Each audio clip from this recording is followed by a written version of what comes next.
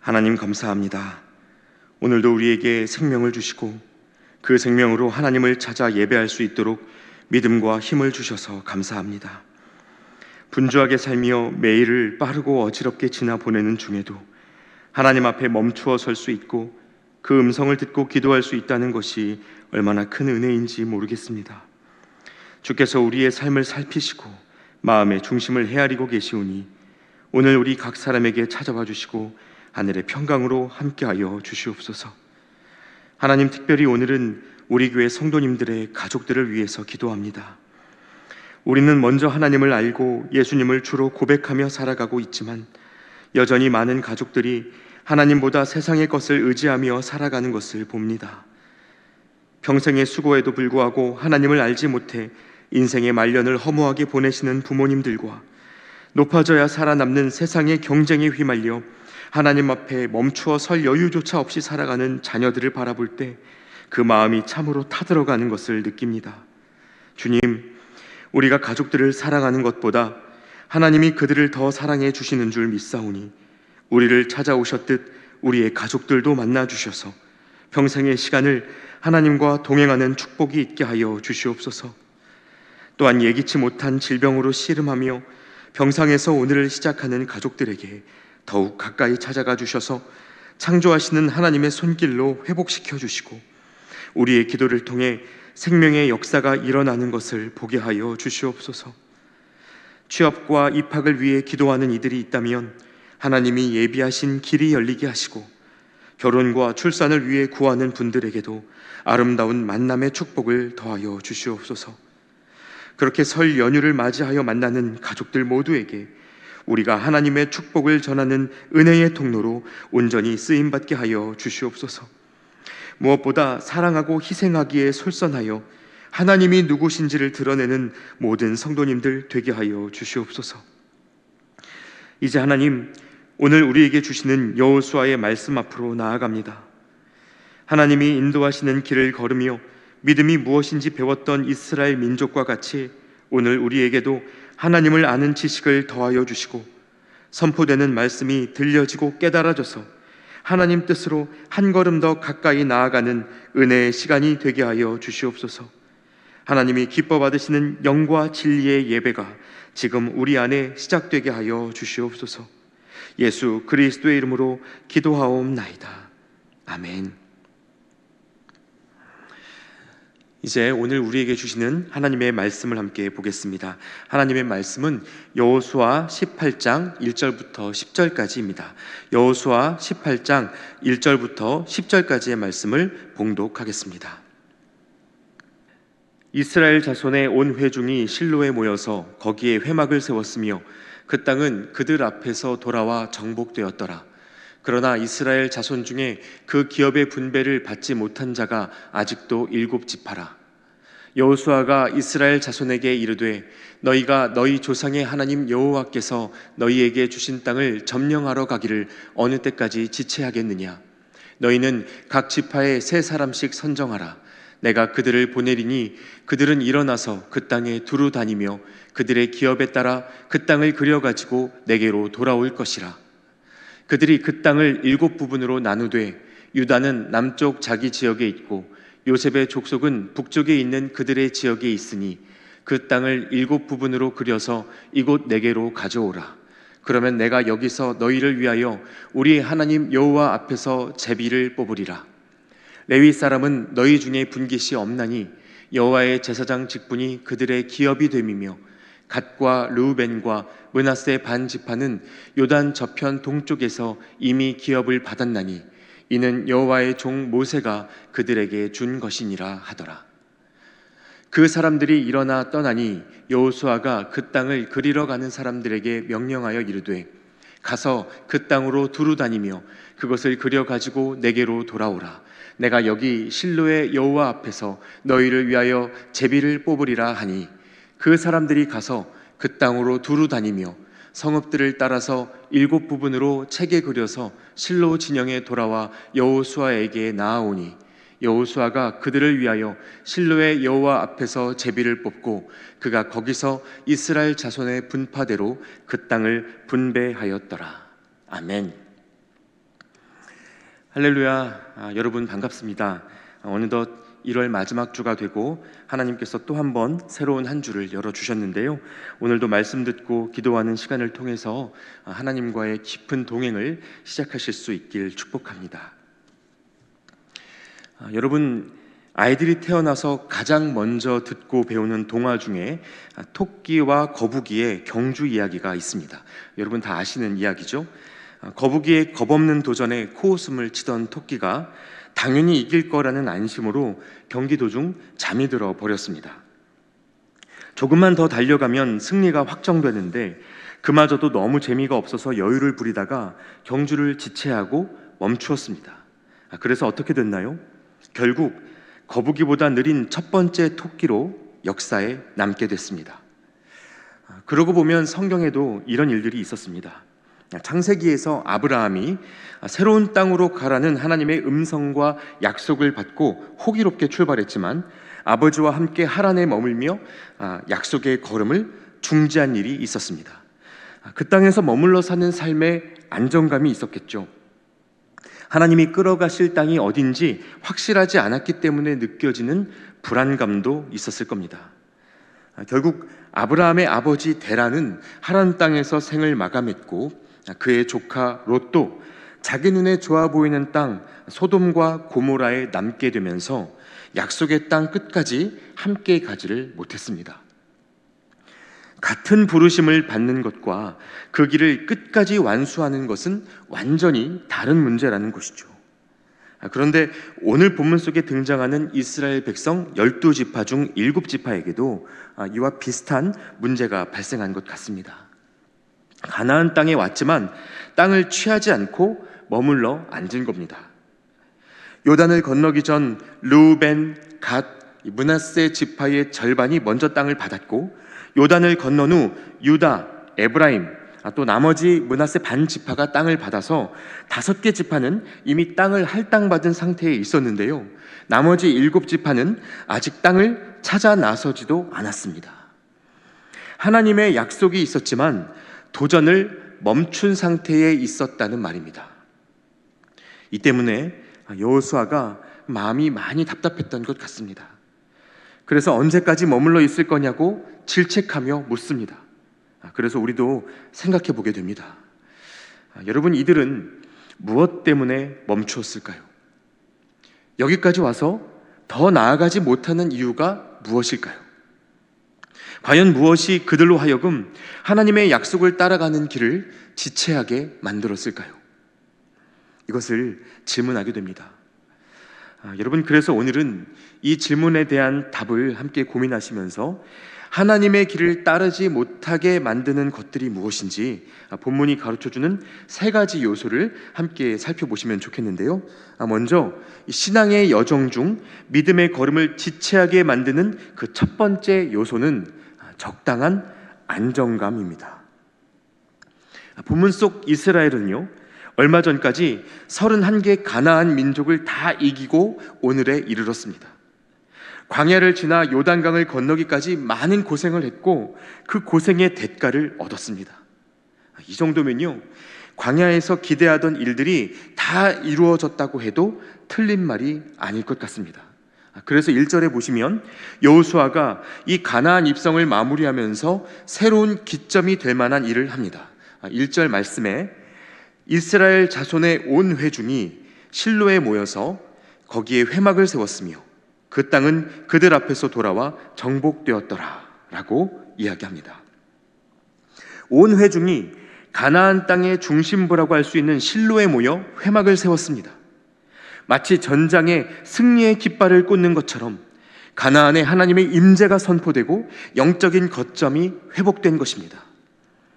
그러나 놀랍고 또 안타깝게도 그렇게 승리가 확인되고 나자 그것이 주는 안정감이 오히려 이스라엘의 영적 걸음을 더디게 만들었습니다. 한참을 달려온 뒤에 쫓아오는 거북이가 보이지 않자 토끼가 그 경주에 대한 동기부여를 잃어버리고 잠이 들어버렸던 것처럼 말입니다. 여러분, 이러면요, 마음 한켠에서 타협이 시작됩니다. 더 이상 변화를 추구하지 않게 돼요. 그래서 어제 본문이었던 17장 12절, 13절 말씀에 보시면 또 이렇게 기록하고 있습니다. 므낫세 자손이 그 성읍들의 주민을 쫓아내지 못하매 가나안 족속이 결심하고 그 땅에 거주하였더니 이스라엘 자손이 강성한 후에야 가나안 족속에게 노역을 시켰고 다 쫓아내지 아니하였더라. 말씀을 잘 보시면요, 처음에는 정복 전쟁 중에 가나안 족속을 다 쫓아내지 못해서 그들과 어쩔 수 없는 공존을 시작했습니다. 문제는 그 다음이죠. 그렇게 살아가는 게 익숙해지고 안정감이 느껴지니까 시간이 지나 힘이 생겼을 때조차도 가나안 족속을 몰아내는 대신 노역을 시켜서 써먹기 시작합니다. 그러니까 처음에는 못 쫓아냈고 나중에는 안 쫓아냈습니다. 그대로 있어도 괜찮다고 느껴지는 이 안정감이 이스라엘 백성들로 하여금 하나님의 약속과 명령을 잊게 만들었고, 그래서 끊어내라 하셨던 것들에 대해 관대해지고 급기야 공존하기를 선택한 것입니다. 여러분, 이스라엘을 출애굽시키셨던 하나님의 목적은 이 새 땅에서의 안주가 아니었습니다. 하나님이 아니면 살아갈 수 없는 동행의 삶을 시작해라, 이것이 여러분 출애굽의 목적이었습니다. 그러니까 그리스도인들이 느끼는 모든 안정감의 기초는 하나님이어야지 상황이나 환경이 되어서는 안 되는 것입니다. 오늘의 우리도 그렇지 않습니까? 예수 믿고 구원받은 것이 신앙의 종착지라고 생각하고 사는 경우가 많습니다. 그러나 그건 도착점이 아니고 출발점이에요. 하나님이 이끄시는 걸음이 그때부터 본격적으로 새롭게 시작됩니다. 또 많은 신앙인들이 하는 착각 중에 신앙이 우리에게 확신과 안정을 줄 거라고 생각하고 기대합니다. 네, 물론 한편으론 맞는 이야기입니다. 그러나 여러분, 기독교 신앙이 가르치는 확신은요, 상황 개선에 대한 확신이 아니라 어떤 상황에서도 변하지 않는 하나님 사랑에 대한 확신입니다. 오히려 믿음은 확실하지 않은 상황을 전제로 하고 그런 불안 속에서도 소망을 붙드는 태도를 우리가 믿음이라고 부르는 것입니다. 그러므로 여러분, 만일 지금 안정적인 상황에 계시다면 감사하되 안주하지 않도록 조심하십시오. 반대로 불안한 상황에 놓여 있으시다면 거기서 눈을 들어 하나님을 바라보고 기대하시기 바랍니다. 바로 그때부터가 믿음을 발휘하실 때입니다. 자, 이어서 하나님의 약속을 따라가지 못하게 하는 요소 그 두 번째는 아이러니하게도 과도한 소속감입니다. 사실 이스라엘 백성들이 자신을 하나님의 백성으로 여기고 이스라엘 공동체의 일원으로 자각하는 것은 신앙적으로도 아주 중요한 일이었습니다. 그래야 그 민족을 향한 하나님의 부르심에 동참할 수 있었을 테니까 말입니다. 그러나 그 소속감이 너무 강력하면요, 정작 자기 자신의 삶에서 추구해야 할 개인적 소명을 놓치게 되는 경우가 생깁니다. 여러분, 이것이 무슨 말인지 조금 더 설명을 드리자면요, 사람들은 특히 동양권이나 이스라엘 사람들처럼 공동체를 중요하게 생각하는 문화 속에 있는 사람들일수록 개인과 사회를 동일시하는 경향을 갖고 있습니다.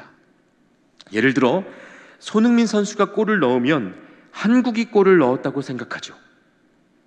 심지어 같은 한국인이라는 이유로 내가 골을 넣은 것처럼 기뻐합니다. 한강이라는 작가가 노벨 문학상을 타니까 한국이 상을 받은 것처럼 여깁니다. 그래서 사람들이 갑자기 안 가던 서점에 가서 소설을 뒤적거려요. 사회와 개인이 끈끈하게 연결되어 있어서 강남 살면 부자가 된 것 같고 교회 다니면 그것만으로도 신앙이 좋아진 것처럼 느끼는 것이죠. 내가 좋은 공동체에 속해 있으면 마치 나 자신이 좋은 사람이 된 것처럼 느끼는 착각이 있다는 말입니다. 그러니까 여러분, 이 가나안 입성이라는 대업에 동참했던 이스라엘 백성 각 사람의 마음이 어땠겠습니까? 자기 민족이 함께 이룬 그 일들을 돌아보면서 큰 뿌듯함을 느끼고 있었을 겁니다. 민족의 성취가 곧 나의 성취인 것처럼 말이죠. 그러나 여러분, 이 두 가지는 엄연히 다른 문제입니다. 이스라엘 민족 전체가 함께해야 할 믿음의 걸음이 있고 각 지파별로 감당해야 할 걸음이 또 있습니다. 가정마다 감당해야 하는 일이 있고 한 사람 한 사람이 실천해야 할 소명이 있는 거예요. 높은 뜻 교회 같은 이 개혁교회의 성도가 되었다고 해서 저절로 그 삶에 신앙의 개혁이 일어나는 게 아닙니다. 선교하는 교회에 다닌다고 해서 내가 선교적 삶을 살아가고 있는 것은 아니라는 말입니다. 그러니까 이스라엘 백성들은 그들이 함께 이룬 과업을 넘어서 이제는 각 지파별로, 가정별로, 더 나아가 각 개인별로 감당해야 할 사명의 자리로 계속해서 나아갔어야 합니다. 가나안이 아니라 전 세계를 정복하고 통일했어도 그것이 지파와 가정과 개인의 변화로 이어질 수 없다면 그 역사는 하나님께 아무것도 아닌 겁니다. 여러분, 우리가 가진 신앙의 실체를 민족과 사회와 공동체의 큰 일 속에서 찾지 마시고 가장 개인적인 자리, 일상의 매 순간을 살아가는 소소한 삶 속에서 확인하실 수 있기를 바랍니다. 바로 거기에 이스라엘을 가나안으로 이끄신 하나님의 목적이 있고 비전이 있는 것입니다. 이제 마지막으로 여러분, 이렇게 적당한 안정감과 지나친 소속감에 매이게 되면 이것은 곧 우리를 하나님을 따르지 못하게 하는 세 번째 요소로 이끌어 가는데요, 그것은 바로 퇴색된 사명감입니다. 여러분, 사명감이 뭡니까? 부르신 분, 보내신 분의 목표를 놓치지 않는 것입니다. 하나님이 보여주시는 방향을 향해 끝까지 정진하는 거예요. 멈추지 않는 것입니다. 오늘날 많은 그리스도인들이 꿈을 잃은 채 살아갑니다. 하루를 살아내기도 버거운 현실에 묶여서 하나님이 나를 통해 꿈꾸시는 일들을 더 이상 묻지 않고 기대하지도 않습니다. 꿈을 꾸기에는 너무 많은 문제들에 둘러싸여 살아가고 있다고 말하죠. 그 문제가 해결되어야 비전이 시작될 수 있는 것처럼 생각해요. 그러나 여러분, 하나님이 허락하시는 이 광야의 여정에서 문제와 비전은 거의 같은 모습으로 우리에게 다가옵니다. 가데스 바네아에서 모세의 보냄을 받았던 정탐꾼들이요, 가나안 땅의 거인들을 보고 와서는 우리가 메뚜기와 같다고 말했습니다. 그러나 똑같은 곳에서 똑같은 사람들을 보았던 갈렙과 여호수아는 그들이 우리의 밥이다라고 말했습니다. 10명은 문제를 보았지만 2명은 비전을 보고 소망을 본 것입니다. 무슨 차이입니까? 차이는 한 가지, 하나님의 약속을 기억하고 있었다는 것입니다. 두려워 말라, 놀라지 말라, 내가 너와 함께 함이니라, 이렇게 말씀하셨던 하나님의 약속을 기억하고 있으니까 그들을 둘러싸고 있던 크고 장대한 문제들이 새로운 기회이자 소망으로 보이더란 말입니다. 문제투성이의 삶이 비전 가득한 소망의 땅으로 다르게 인식되기 시작한 거예요. 그래서 오늘 본문에서도 여호수아가 약속의 땅 쟁취하기를 주저하는 이 7지파의 지도자들을 불러서 정탐꾼을 보내지 않습니까? 본문 3절과 4절 말씀에 보시면 여호수아가 이스라엘 자손에게 이르되 너희가 너희 조상의 하나님 여호와께서 너희에게 주신 땅을 점령하러 가기를 어느 때까지 지체하겠느냐? 너희는 각 지파에 3사람씩 선정하라. 내가 그들을 보내리니 그들은 일어나서 그 땅에 두루 다니며 그들의 기업에 따라 그 땅을 그려가지고 내게로 돌아올 것이라. 여호수아가 이렇게 명령합니다. 7지파의 대표 3명씩을 세우고 가서 두루 다니며 보고 그림으로 그려서 가져오라고 명령해요. 그릴 수 있을 정도로 눈에 새기고 마음과 생각에 새기고 기록해 보라는 것입니다. 그럼 가서 뭘 봐야 합니까? 문제를 보라는 게 아니죠. 소망을 보고 가능성을 보고 더 선명하게 꿈을 꾸라고 보낸 겁니다. 여러분, 우리가 신앙 갖고 하나님과 함께 살아가는데 그럼에도 불구하고 풍랑이 일고 홍해가 가로막고 거인들이 주둔하는 땅에 닿고 여리고성의 장벽을 만나고 골리앗을 만나게 되는 이유가 다 그겁니다.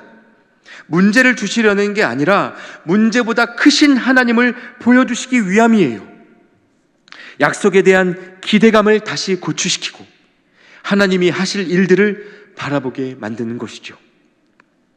사랑하는 여러분, 이제는 삶을 덮치는 여러 가지 일들을 문제로만 보지 마시고 소망의 기회로도 보실 수 있기를 축복합니다. 사도 바울이 고린도후서에서 이렇게 고백하죠. 우리가 사방으로 우겨쌈을 당하여도 쌓이지 아니하며 답답한 일을 당하여도 낙심하지 아니하며 박해를 받아도 버림받지 아니하며 거꾸러뜨림을 당하여도 망하지 아니하고 우리가 항상 예수의 죽음을 몸에 짊어짐은 예수의 생명이 또한 우리 몸에 나타내게 하려 함이라. 바울이 하나님 일한다고 모든 것을 버리고 헌신하는 동안 이렇게 설명할 수 없는 고난과 어려움을 다 당하고 있는데 그는 이것이 예수의 생명이 나타날 기회라고 노래하고 있습니다.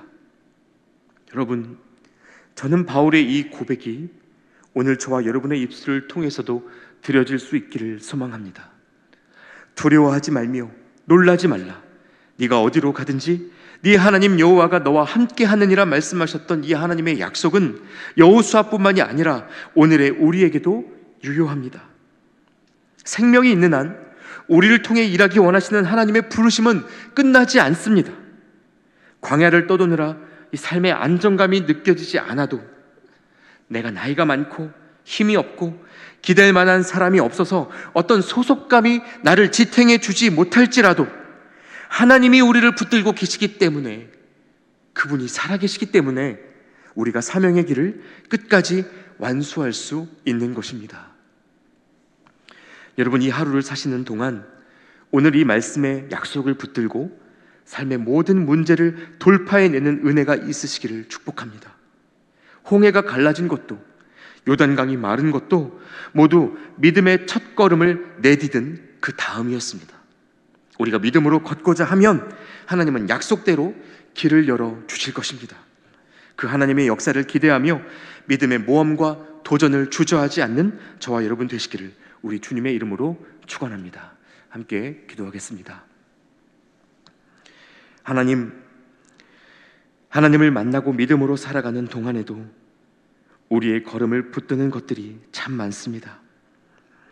이제는 모험을 그치고 싶고 광야를 걷는 삶이 때로는 지겹기도 해서 세상이 말하는 안정감에 마음을 빼앗기고 나를 받아주는 사람들을 찾아 맹목적인 소속감에 기대어 보기도 합니다. 그러나 주님, 우리가 하나님과 함께일 때에야 바로 걸을 수 있음을 다시 알게 하여 주시옵소서. 오늘 내게 생명을 주신 것은 여전한 부르심이 있고 소망이 있고 하나님의 일이 있기 때문인 줄 믿사오니 그 말씀의 약속을 붙들며 사명의 길을 끝까지 걸어갈 수 있도록 주님 우리를 도와 주시옵소서. 우리를 떠나지 않으시며 내가 너의 하나님이 됨이니라 말씀해 주시는 예수 그리스도의 이름으로 기도하옵나이다. 아멘. 계속해서 각자의 기도 제목으로 기도하시겠습니다.